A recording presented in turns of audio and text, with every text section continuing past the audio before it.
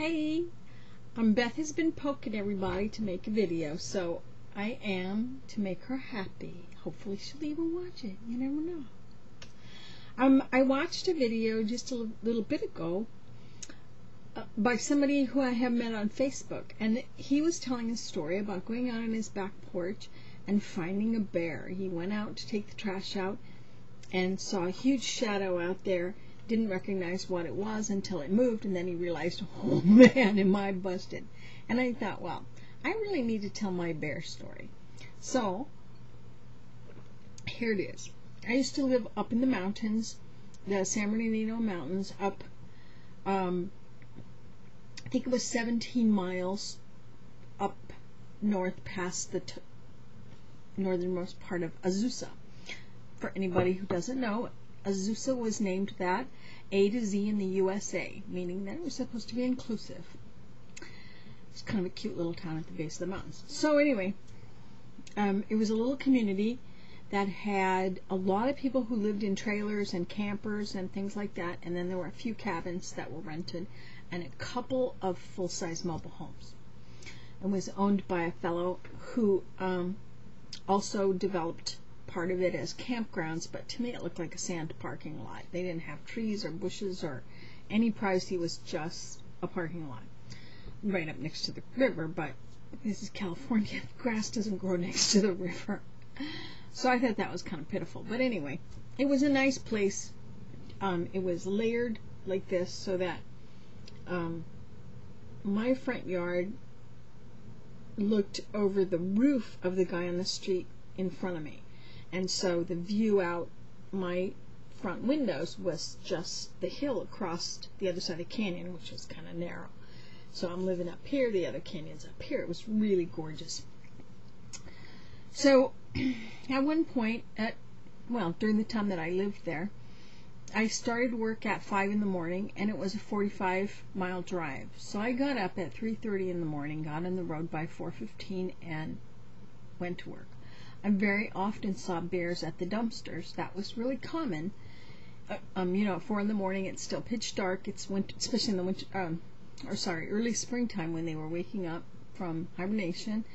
And they were always dumpster diving, and it was just part of the way it is. You just kept on trucking, they left you alone, no problem. Well, the shift that I worked was what's called a split shift, and I finished at 9 a.m., and then I would go directly to the hospital where my mother was, and spend the 5-hour break with her, go back to work till 7:30 in the afternoon, so I got my 8 hours, or 7:30 in the evening, and then I would drive the 45 minutes home to have to go to the saloon to pick up my mail.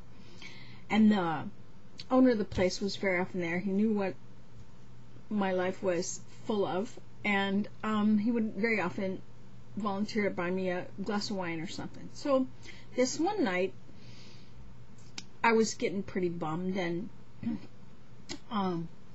he bought me 2 drinks, just friendly neighborhood, kindness.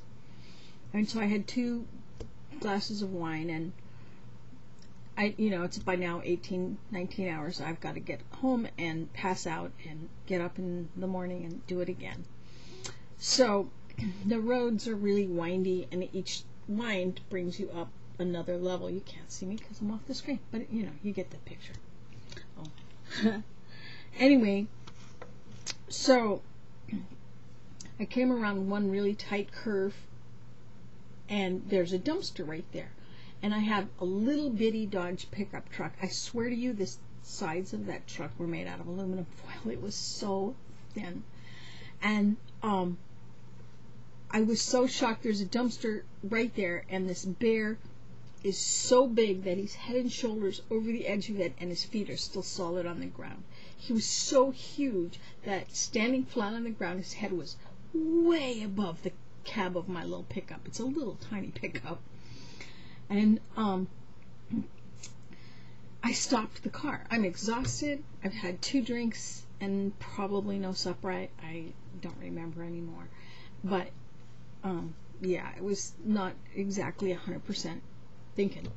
So I stopped there, and then pretty soon the bear turned around and looked at me and went back to what he was doing. Clearly I was no threat, and at that time it finally triggered to me to make the rest of the turn and go home. So I make the turn, I park right across the street from my house. There's a little wide place in the road where I can park, and walk across the road, and by now it occurs to me that he's less than 20 feet away and maybe I look like lunch. Do you think I could get my key into the lock and undo the And of course the cats were inside crying, "Mommy, you're home, feed me, I haven't eaten for months," because that's the way it is every day with cats. And my hand is shaking.